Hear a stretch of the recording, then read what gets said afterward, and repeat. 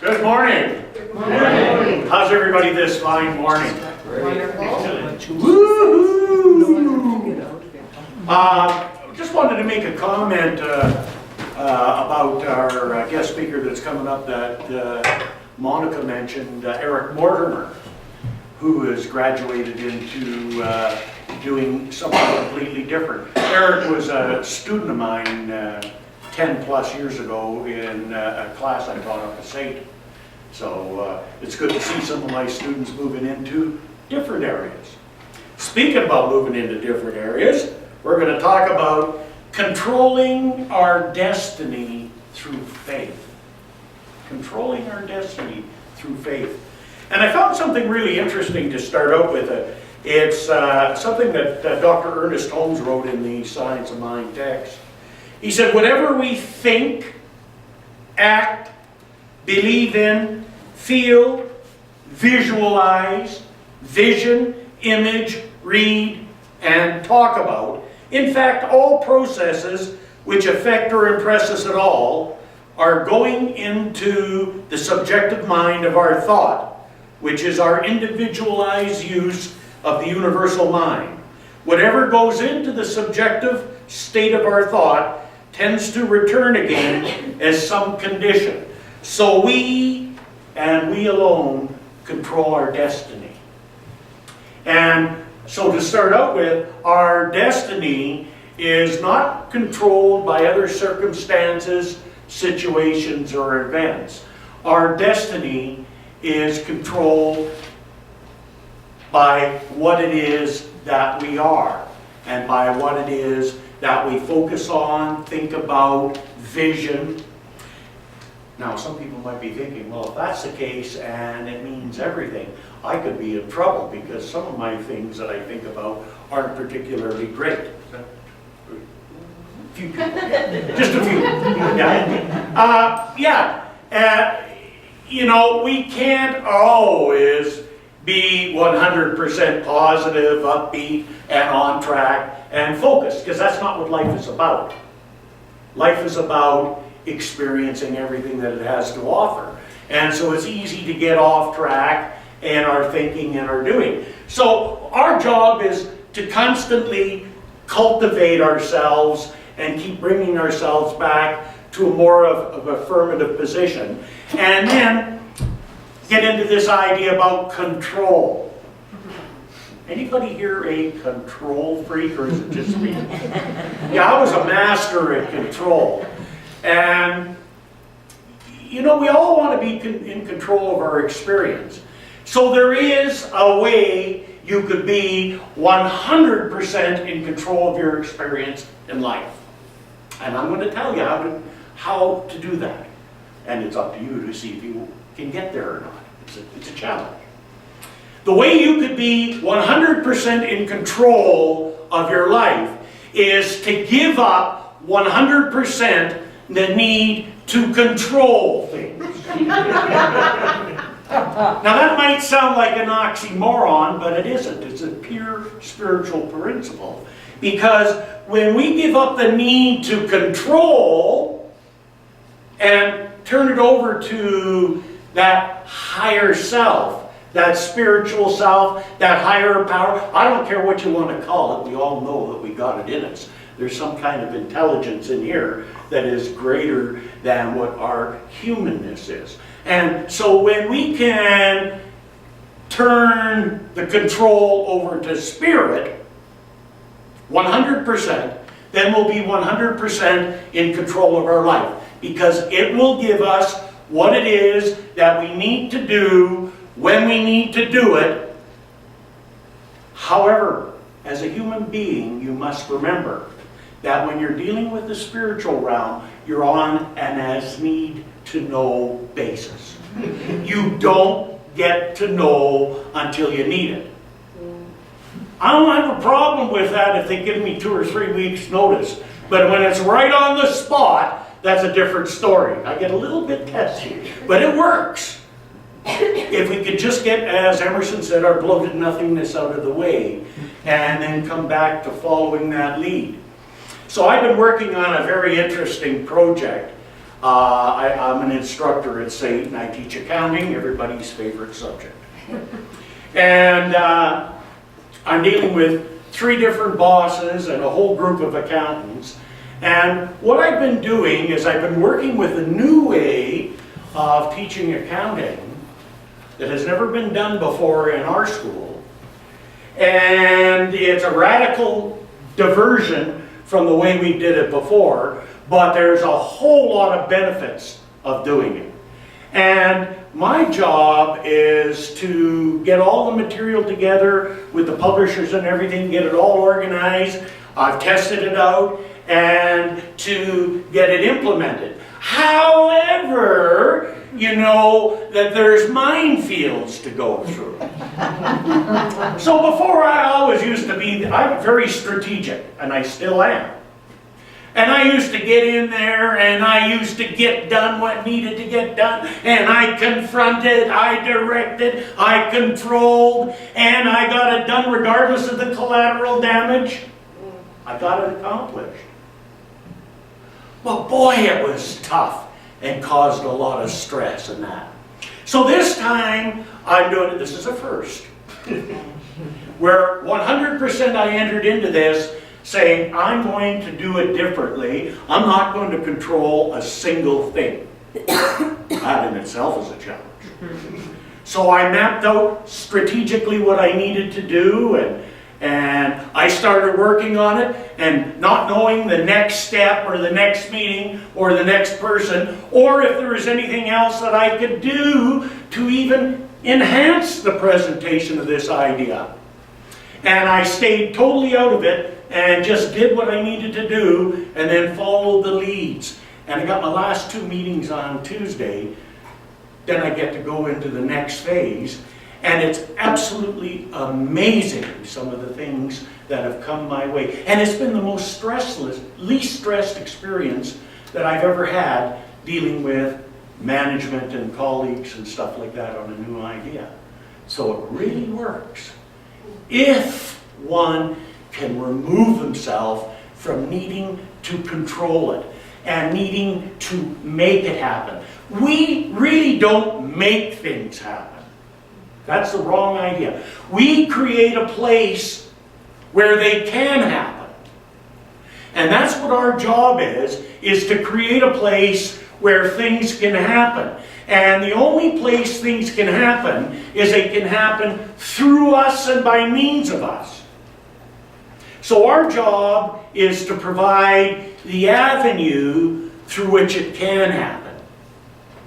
And that means being focused in faith, being willing to start where you are with what you have and what you can right now and stepping into the experience.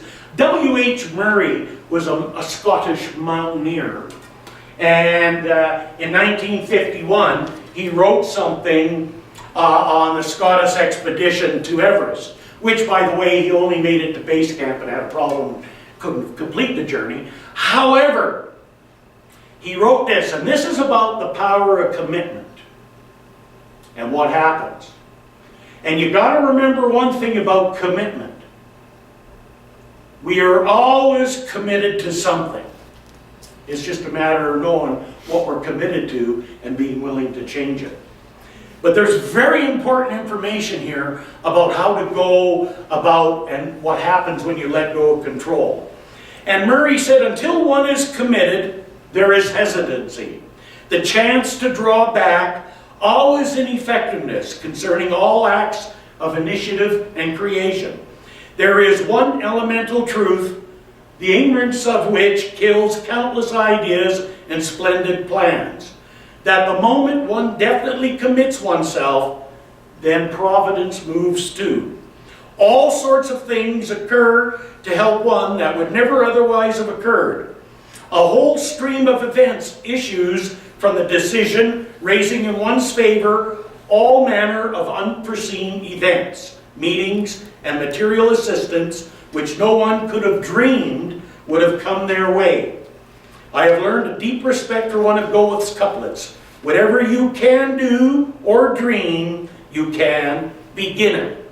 Boldness as genius power, and magic in it. Begin it now.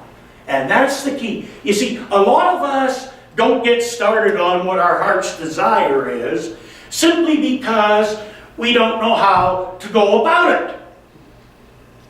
Guess what? I've been working with this stuff for 35 years, and about 25 years ago, I decided that when I take on something new, I'm going to try and see and try and predict the steps that will happen for me to be able to achieve that. And I got to tell you, after 25 years, it's just a game, by the way. It's just a game. I just tried to figure it out. After 25 years, I'm batting 100%. I've never been right yet. And I've always gone, if you'd have told me that was going to happen, I wouldn't have believed it. And I just could never have conceived it. And that's the way it happens. And every time it does, I'm amazed. You say, well, you shouldn't be amazed. I am. It's just, wow, I had never thought about doing that way. Okay?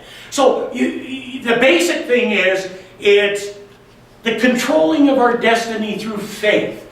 We get started where we are with what we have and what we can now. Franklin Delano Roosevelt. Okay? We don't have to know everything. And that's what Murray was talking about. Once you get started and committed to an idea, I mean really committed, then Providence moves to and brings to you a whole lot of circumstances and situations that you could have never imagined. In this project that I'm doing, I thought, gee, it would be nice to be able to have something that would be a little bit of a plum in case I run into any resistance that would give me just a little bit more energy to take my project forward. And lo and behold, something happened that I could have never have dreamed of. My next door neighbor, who happens to be my landlady and a colleague, got awarded an opportunity to get downloaded from her regular load to work on a special project with e-learning. That's electronic learning, business commerce, e-commerce we call it. And I thought, gee, that's what I'm doing. So I come up with this idea, talked to her. We got some new design classrooms especially for this. She's going to be testing it in January. I offered my class and another class from a person who didn't even know they were going to get that class, okay, to partake in it. And then I told my boss, and he was just ecstatic. And she's ecstatic, and everybody's happy. I could have never figured that out would happen. I'm still going, wow. And perfect timing. It just happened this last week. Okay? And it's always perfect timing. The problem that we get into is we like to know before. Just like, oh, if I had money in the bank, then I would go start this. So you never get started because you don't have the money. And it can't come to you because you don't get started. Right? So we just go, well, you know, if only. So we live in the world if only or but. Does anybody live in the world if only or but? Ifs and buts. If ifs and buts are candies and nuts, I guess it'd be time for Christmas. Okay. Yeah. So one of the things here, Jesus said, or not Jesus, St. Paul said, actually, in Hebrews chapter 11, verse 6, he said, without faith it is impossible to please him, for he that cometh to God must believe that he is, and that he is the rewarder of them that diligently seek him. So, basically, it's not looking at something outside of ourselves. What it's saying, it's without faith, it's impossible to deal with this spiritual power and principle, because there are no tangibles, no written signs or directions. It's faith that we require in the process to step forward. We don't get any guarantees or, yeah, if you do this, that's going to happen. And by the way, this is not something that you and I are dealing with today that's unique. If you go back to the Old Testament, Everybody knows the story of Moses.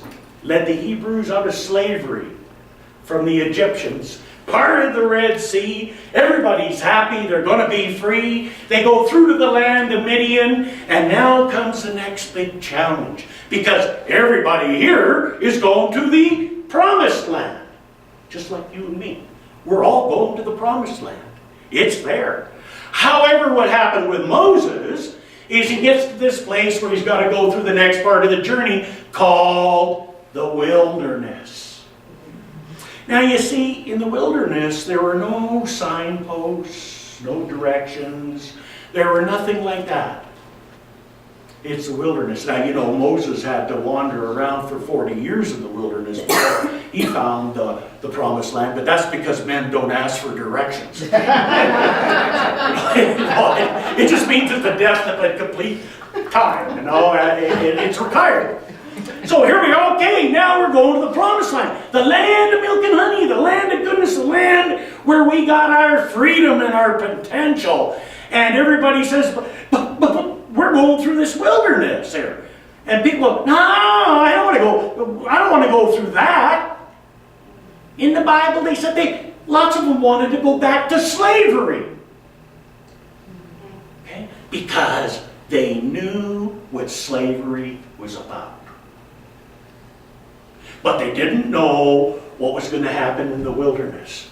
Even though the promise of the promised land was on the other side.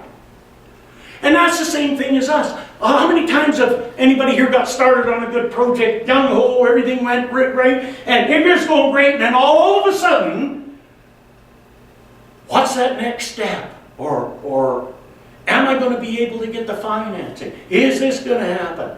And you know it was a good idea, but maybe the time's not right. Has anybody ever done that? Maybe the time's not right.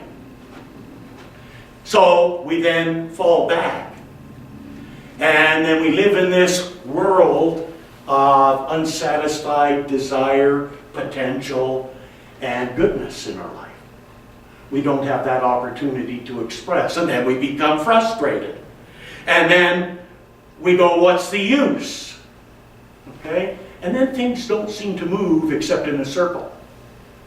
Okay? We wonder, why is it going round and round in this rut? Is it because I got one foot nailed to the floor? Well, that too. That too.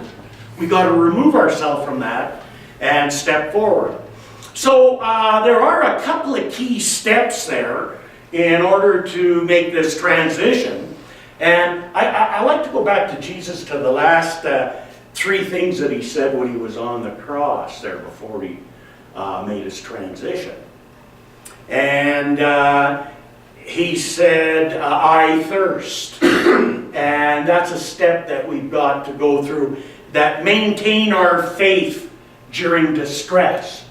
During times of distress, when we're going on a project or whatever it is what we're working with, there are times when we just lose it. And that's when we got to reach deep within inside of ourselves to maintain our faith. And once we continue on that and get through the next step, then in John chapter 18 verse 30 he said, it is finished. There comes up a point of acceptance. I've done what I needed to do, and I accept it, and I'm ready for the next step. And the last step is in Luke chapter 23 verse 46. And he said, Father, into thy hands I commend my spirit.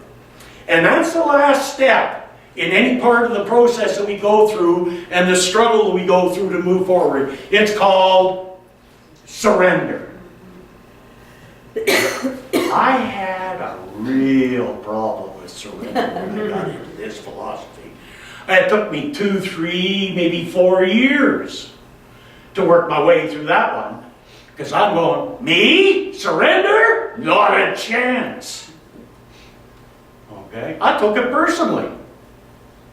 I thought that these people don't know what they're talking about. I did not get the idea and the concept of surrender. Surrender is not giving up. Surrender is not a passive thing. Surrender is extremely active.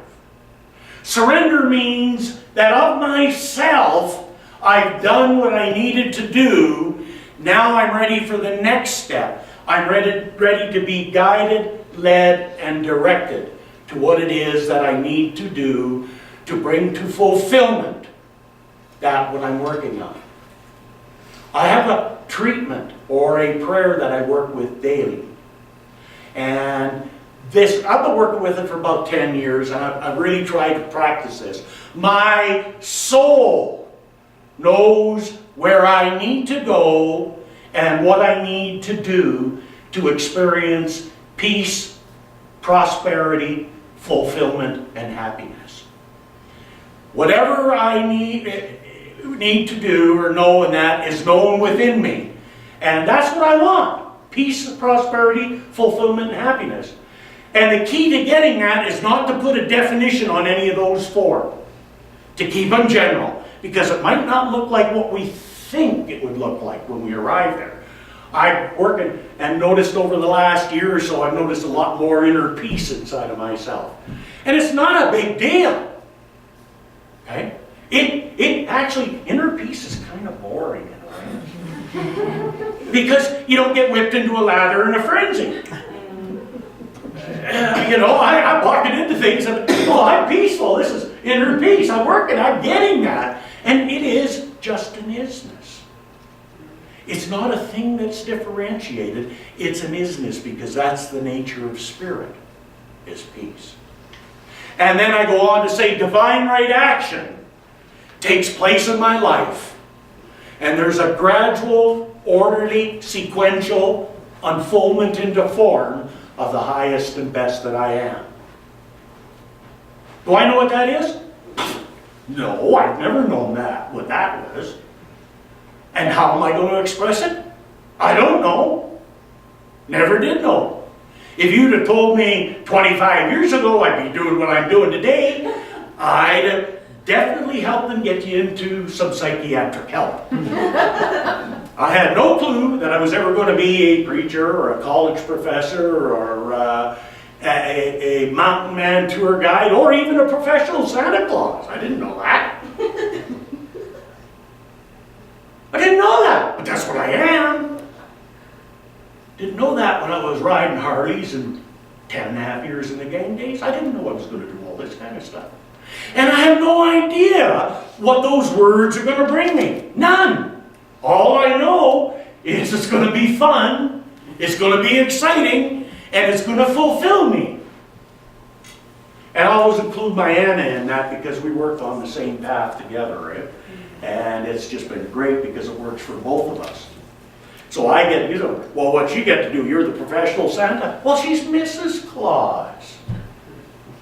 And a very fine one, because it takes a couple of people to work a room, I'm up there getting all of that, but she's in the background working the rest of it and helping out with people. And just a beautiful, beautiful experience that you can have as a team to do something like that. Unbelievable.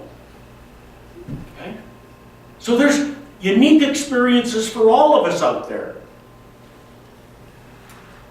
Our greatest enemy: fear and doubt. And worry. So whenever you're worrying, or you're afraid, or you're doubting, then you step out of faith back into the physical, and then the physical circumstances and situations begin to control us, or we allow them to control us. When we move away from fear and doubt and worry, then we're moving back into faith. And as we stay in that, then it's easier to see what it is that we need to do. It's easier to pick up on the signs and the guidance that the Spirit gives us. So basically, our job is simply to remove obstructions. Everybody getting ready to water the lawns? It's nice, we need a little bit. So you get out the hose, you put it up there, and you crank it on, and whoosh! The water's right there, and you get to the other end, and you got a little dribble. Does that mean there's a problem with the source? No, it's right there. Does it mean there's a problem with the hose? Oh, the hose is there. So what is it? Well, there's simply some kind of an obstruction. So if we remove the obstruction, it could be something caught in the hose, it could be a kink, but if we remove the obstruction, then the water flows, just like that, unobstructed. Yet nobody ever stops to think about that kinked hose that doesn't work. And realize that's definitely a good analogy for you and I. So when things aren't working, that's because we got a kink inside. And we need to unravel that and release it and get away from that. Now, we're not into denial about circumstances and situations out there.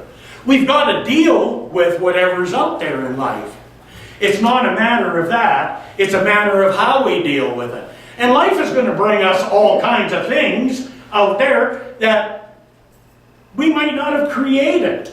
However, we happen to be in the experience, so as part of our life too. It's not that, it's how we manage it, how we deal with it, how we go about moving beyond that. Constantly practice. I mean, you could get out there in traffic. I'm sitting at a green light yesterday, and there's somebody sitting at a turn light, and I was a little slow getting off on the green light, and the guy at the turn was blowing his horn and shaking at me. It took me a little while to realize I was the one he was upset with, but I got it when I drove by. And I go, wow, that's interesting. I've never been honked at or fingered or yelled at because of that. Hundreds of other things, but not because of that. That was a new scenario. Well, you know, that's because he wasn't in control. You see, whenever you get upset, whenever you get a problem, that's because you're feeling out of control. And we just got to constantly reel ourselves back into that position of being in faith, of believing and moving forward. Let's see here. I think I got another idea. I just love these ideas.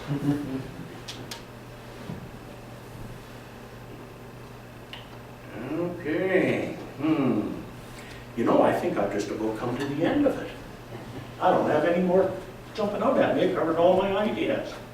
So, in conclusion, I know for myself, as I know for you, that each and every one of us knows that there is a center within us that is spiritual by nature, and it is there to guide us, lead us, and direct us to experience peace, prosperity, fulfillment, and happiness in our lives. That is our divine birthright, and we're all entitled to it.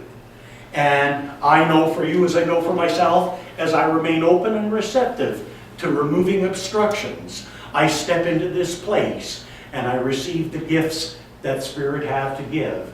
And I act upon them. There's that key word. I act upon them and I move forward, knowing that God is good, God is great, so am I, and so it is. So it is.